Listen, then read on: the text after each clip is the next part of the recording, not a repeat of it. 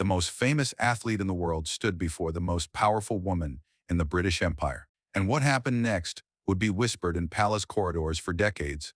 June 1974. Buckingham Palace had never hosted anyone quite like Muhammad Ali, and the Queen had never met anyone who would dare speak to her the way he did. This wasn't a confrontation born of hostility. It was something far more dangerous. A collision between two people who had never been told no, who had never needed to explain themselves, who had never questioned whether the world would bend to accommodate their presence. One ruled by divine right, the other by sheer force of charisma. And in 90 seconds of unscripted dialogue, Ali would do what no diplomat, no prime minister, no visiting dignitary had ever managed. He would make Elizabeth II laugh, bristle, and rethink everything she thought she knew about power.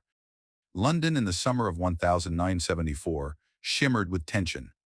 The IRA had bombed the Tower of London weeks earlier. Miners' strikes had plunged Britain into darkness the previous winter. The empire was shrinking, and with it, the illusion of British invincibility.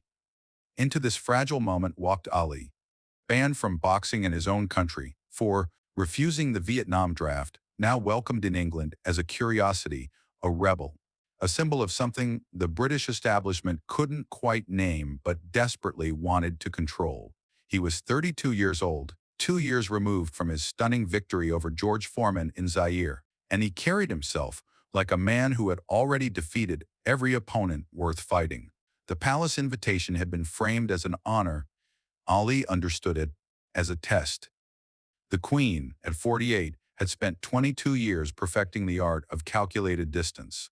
She had been trained since childhood to reveal nothing, to offer polite interest without genuine engagement, to hold audiences that left visitors feeling acknowledged but never truly seen. The protocol dictated every word, every gesture, every carefully timed smile.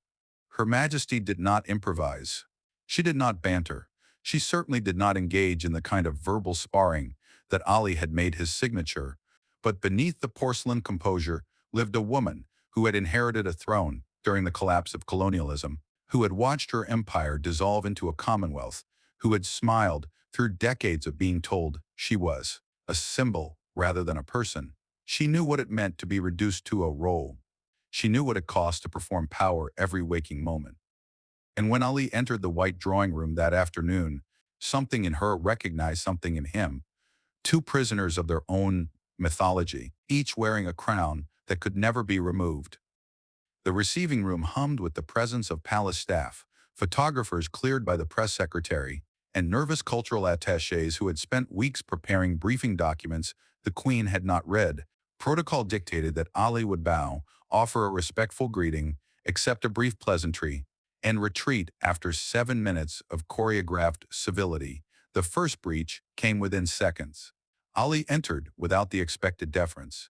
Not rudely, but with the easy confidence of a man entering his own living room. He extended his hand before the bow. He smiled like they were old friends. And then he spoke first. "You know, Your Majesty, I'm the king of the world," he said, voice carrying the playful rhythm that had made him America's most quoted athlete. "But you're the queen of everything." The room froze. Photographers' fingers hovered over their camera triggers. The press secretary's face drained of color. No one spoke to the Queen this way. No one opened with self-aggrandizement disguised as flattery. No one treated protocol like a suggestion. But the Queen, to the shock of everyone present, laughed. Not the polite titter reserved for diplomatic jokes, but a genuine, surprised bark of laughter. She extended her gloved hand, and shook his firmly, something observers would later note she almost never did with such vigor. Her voice, when she responded, carried the dry wit that palace staff knew, but the public rarely heard. "I understand you're undefeated.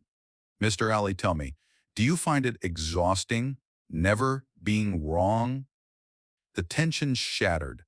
Ali grinned, recognizing the counterpunch, and leaned into the exchange with the delight of a boxer who'd finally found a sparring partner who wouldn't pull their punches. "Only when I'm talking to people who think being born into a job means they don't have to earn it." Another gasp from the periphery, But the queen's expression didn't harden. It sharpened. She tilted her head slightly, the gesture of a woman reevaluating her opponent mid-match. And you believe you've earned your position, I take it. Every day, Ali said, voice quieter now, stripped of its usual bombast. Every day I step into a ring, people pay to watch me prove I deserve to be there. You ever have that feeling, Your Majesty, that you gotta wake up and prove you're more than the title? The question hung between them like smoke. The queen's fingers tightened almost imperceptibly on her handbag. A teller staff news signaled genuine emotion beneath the veneer. When she spoke again, her tone had shifted from playful to something closer to confession. More often than you might imagine, Mr. Ali. The difference, perhaps, is that when I fail, no one keeps score.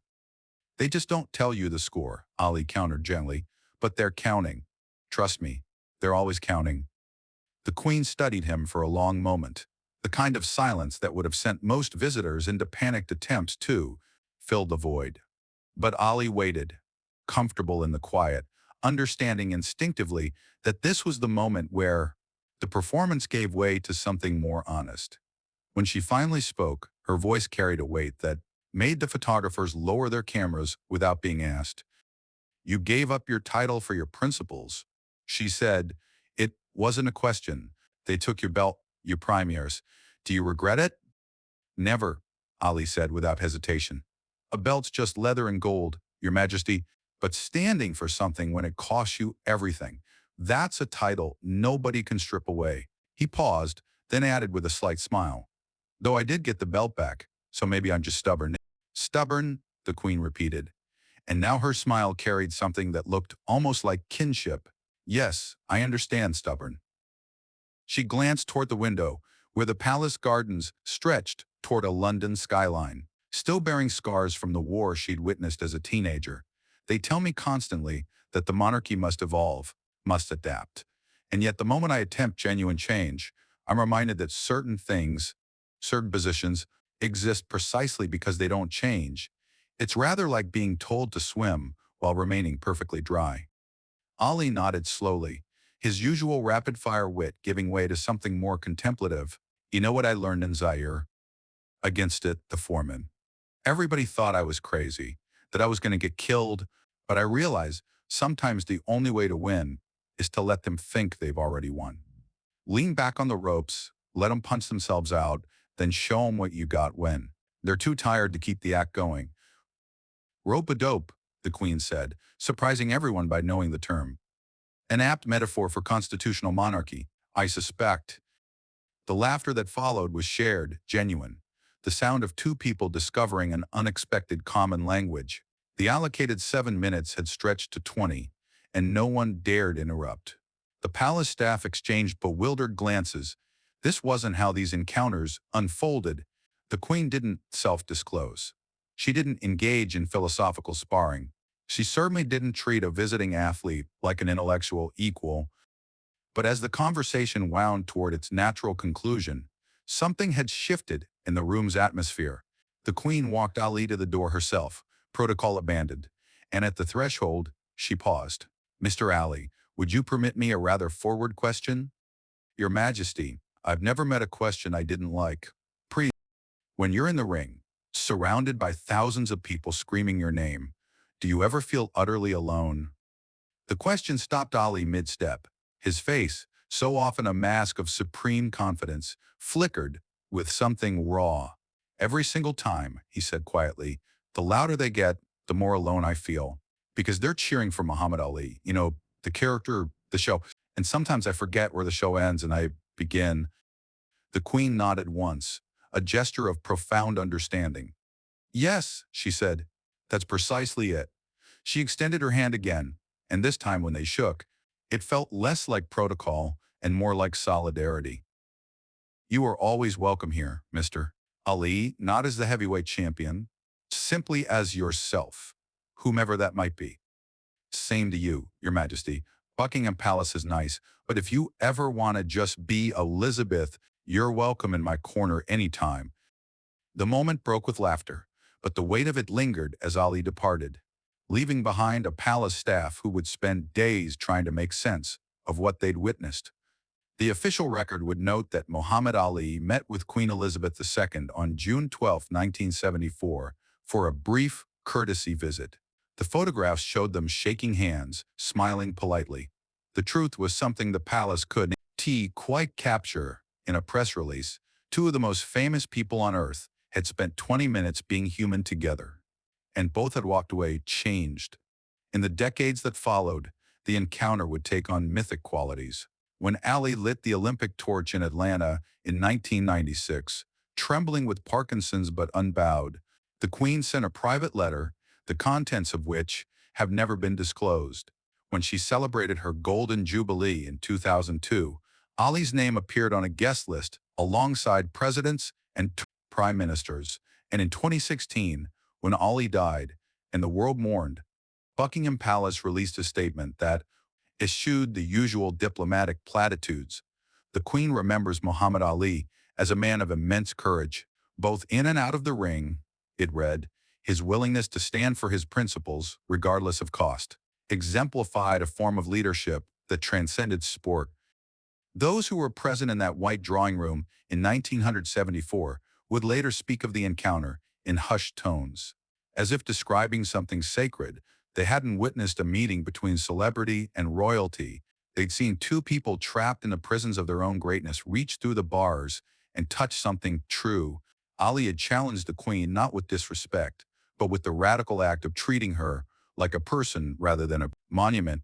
And she had responded not with royal prerogative, but with the vulnerability of someone who understood, perhaps better than anyone, what it cost to be perpetually on display.